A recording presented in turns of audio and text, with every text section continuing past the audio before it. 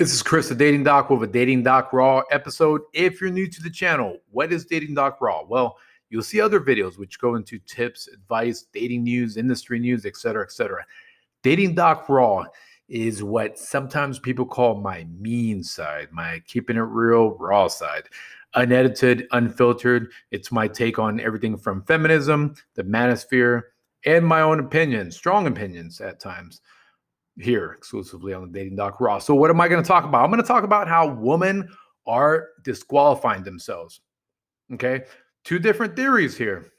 What's going on in modern dating is you have men who proactively choose to go their own way, to stop dating, to focus on themselves. Meanwhile, you have women, because they have distorted pride, because they overqualify themselves, right? They're a Pinto, but they're out here thinking that they're a Tesla S. They're out here thinking they're a Lamborghini, right? They're thinking they're a Bugatti, but they're a beat up 95 Honda. They are disqualifying themselves. Not all women, okay? So first off, don't come at me assuming that I'm generalizing all women. Quality woman, you know your worth, okay? If you truly are humble, educated, keep yourself in shape, and you got a good mindset, then I'm not talking about you.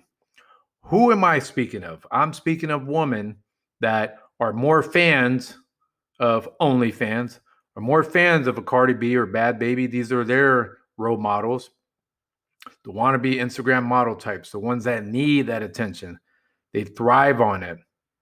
The type that says they can only be with a man who's making six figures, who's over 6 feet tall, six-pack abs.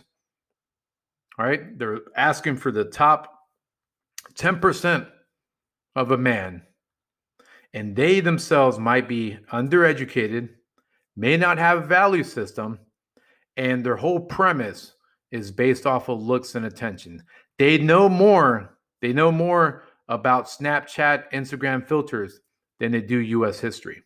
That's what I'm talking about, okay? So again, if you're a woman who knows your worth, you should not be offended by this video. But yes, women are disqualifying themselves.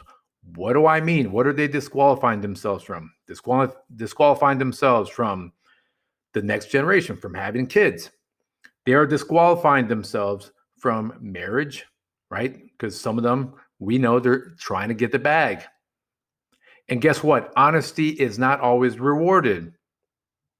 If you are a low-value woman who maybe physically looks good, me personally, I don't get turned on because I see your game a mile away. I see what you're trying to do. I know why you got the filler, the Botox, the attention grabbing, little Play-Doh, Socrates type of little motivational quote you put on your Instagram, you put on your TikTok. Meanwhile, you're showing cleavage. I know what you're trying to do. You don't want us to pay attention to the quote. You want us to pay attention to the goods. But you put the quote as a way to balance things out, right? Make yourself seem a little classier, a little elitist type. But we know the deal, okay? And smart men, they're up on game. They proactively choose to stay away from women like you. But the issue is that you stick with this mind frame of, you know what, they just can't handle me, or I'm too good for them. You are disqualifying yourself from dating, from marriage, from having a substantial future with someone. And what's going to happen is two things. Either you wake up and smell the coffee too late, when all the goods have left, when you're still in that attention-getting mode, so you continuously get yourself in these toxic situations, these toxic relationships, narcissistic men, because they're the only ones that don't bore you, yet you increasingly get into these crappy scenarios. You break up with them.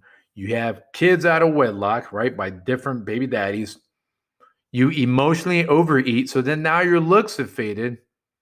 Now you're trying to catch up and learn about U.S. history and have a little bit of substance to yourself so you could bring that on a date, but it's too late. Meanwhile, the successful man that saw your game 5 or 10 years ago, he's either married, he's got kids, he's happy, or he's exercising his options with women that are way younger than you, may have a positive attitude still, keep themselves in shape, are humble, know their worth. They're not overqualifying themselves. They're not attention seekers. So that's what you're dealing with. Again, men who are of the MGTOW or black pill or maybe of the red pill type, they proactively step aside from the dating game to work on themselves. That's with or without a breakup. Women, on the other hand, you overqualify yourself waiting for your version of that Prince Charming, of that Bachelor. Because we know that y'all love those reality shows and you eat them up. They become distorted reality for you. They become a goal. Yes, you're happy with your dog. Yes, you're happy with your pets. You're happy playing with your nephew. Yes, you're happy with all the likes and followers. But one day you're going to have to smell the coffee. You're going to have to realize, okay, companionship is what makes the world go round. It's what literally keeps humans alive, reproduction. It is part of that human experience. You can get a good job. You can be a strong, independent woman. You can have 10, 20,000 followers. But in the end, okay, if you grow in your old age, you're geriatric, what's going to matter are the relationships you have with close friends, family, and hopefully a loved one. So are you going to continue living this life of I'm a strong, independent woman waiting for that man who's got the six-figure job, who's tall, who's gonna make sure that I'm treated well and is good looking? Look, those men are up on game. They sniff the obnoxious attitude. They sniff the fact that you're overqualifying yourself. You're getting yourself into more trouble. You're disqualifying yourself. It's kind of like when I used to watch wrestling, right? You can win, you can pin your opponent 1, 2, 3, or you can get counted out because you're outside of the ring for 10 seconds or more, right? And then they count it out, right? I'm talking about wrestling, with The Rock, Steve Austin, old school Undertaker, Ric Flair, right? That was the way you could lose. Many of you are staying outside the ring thinking you're winning the match when you're going to get counted out. And counted out means you've depreciated, not only physically, okay? Don't get it twisted. Do not think I'm being sexist based on physicality and looks. No. You are going to grow bitter. You're going to have a lot of resentment, and you're going to project it on men. It's going to be part of your narrative, right? Through social media, YouTube comments. You're going to say it's men's fault.